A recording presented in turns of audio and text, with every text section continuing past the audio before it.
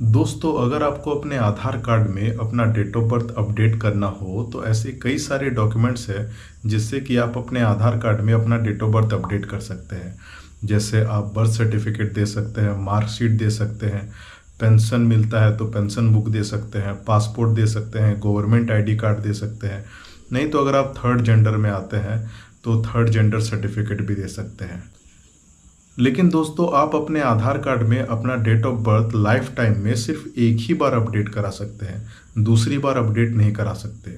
लेकिन अगर आपने अपने आधार कार्ड में डेट ऑफ बर्थ एक बार अपडेट करा चुका है और आपको फिर से अपडेट करना है तो दोस्तों इस केस में आपको सिर्फ और सिर्फ जन्म प्रमाण पत्र ही लगेगा और कोई भी दूसरे डॉक्यूमेंट से आप अपने आधार कार्ड में डेट ऑफ बर्थ अपडेट नहीं कर सकते। आपको जन्म प्रमाण पत्र लेकर के कोई भी नज़दीकी आधार सेंटर में जाना पड़ेगा और वहाँ पे सेल्फ डिक्लेरेशन फॉर्म भर करके लिमिट क्रॉस का प्रोसेस करना पड़ेगा। आपको वहाँ पे जाके बोलना पड़ेगा कि मेरा date of birth limit cross है और मुझे लिमिट क्रॉस का प्रोसेस करना है। वो लोग एक सेल्फ डिक्लेरेशन फॉर्म देंगे, आपको बस वो फॉर्म फिल करना होता है और फिर आपका डेट ऑफ बर्थ अपडेट करा दिया जाता है। दोस्तों, जैसे ही आप अपने आधार कार्ड में लिमिट क्रॉस का प्रोसेस करते हैं उसके तुरंत बाद ही आपको ईमेल भी करना पड़ता है, या तो ईमेल करना पड़ता है नहीं तो कुरियर करना पड़ता है। दोस्तों, आप एक साथ दोनों भी प्रोसेस कर सकते हैं, इससे आपका जो केस रहता है वो थोड़ा हाईलाइट हो जाता है। दोस्तों, अगर आप ईमेल करना चाहते हैं तो सबसे पहले आपको एप्लीकेशन लिखना पड़ेगा कि पहले आपने डेट ऑफ बर्थ क्यों कराया था और इस बार आप डेट ऑफ बर्थ क्यों करा रहे हैं। एक वैलिड रीज़न लिखना पड़ेगा जिससे उन लोगों को लगे कि हाँ आपके बात में दम है। फिर आपने जो इनरोलमेंट कराया था उसका स्लिप मिलेगा आपको, उसका फ़ोटो खींच करके पीडीएफ बना लेना है। उसी तरह रिसिप्ट भी आपको मिला होगा, उसका भी फ़ोटो खींच करके पीडीएफ बना लेना है।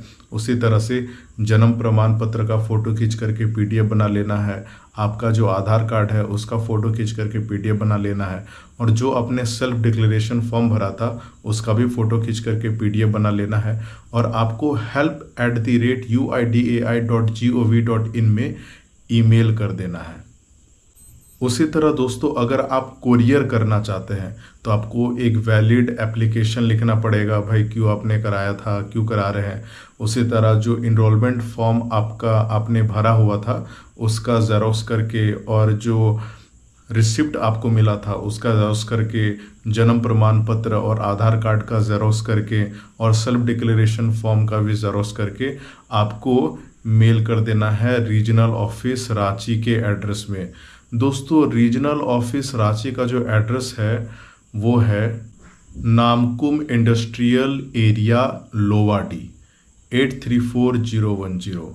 आप गूगल मैप में भी देख सकते हैं और UIDAI की वेबसाइट में भी उनका एड्रेस देख सकते हैं। दोस्तों, वहाँ पे आपको कुरियर करना पड़ेगा। दोस्तों, अगर आपने अपने आधार कार्ड को पहले डेट ऑफ बर्थ से ही अपडेट कराया था और इस बार जो आप डेट ऑफ बर्थ अपडेट करा रहे हैं तो बर्थ सर्टिफिकेट से ही करा रहे हैं तो ध्यान रखिएगा दोस्तों, वो बर्थ सर्टिफिकेट आपका अपडेटेड होना चाहिए। अगर आपका पहले से ही बर्थ सर्टिफिकेट बना हुआ था और आपने फिर से डेट ऑफ बर्थ का सर्टिफिकेट बना लिया और आप दूसरे बर्थ सर्टिफिकेट से अपना लिमिट क्रॉस का प्रोसेस कर रहे हैं तो ध्यान रखिएगा दोस्तों, जो आपका पहला बर्थ सर्टिफिकेट है उसको कैंसिल करा लीजिएगा और फिर अप्लाई कीजिएगा। नहीं तो आप कुछ भी प्रोसेस कीजिए, जो कीजिए, आपका कुछ होने नहीं वाला।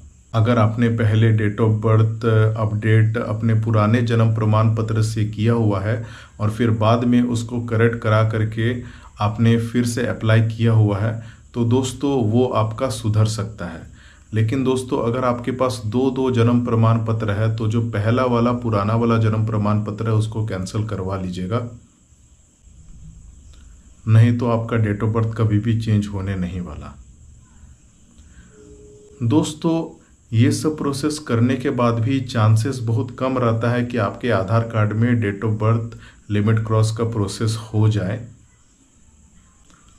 अगर हो जाता है तो बहुत सही, बहुत अच्छा बात है, लेकिन फिर भी अगर आपको नहीं होता है तो फिर आपको रीजनल ऑफिस रांची विजिट करना पड़ेगा जो नामकुम इंडस्ट्रियल एरिया लोवाडी 834010 में है। दैट्स इट दोस्तों, थैंक यू।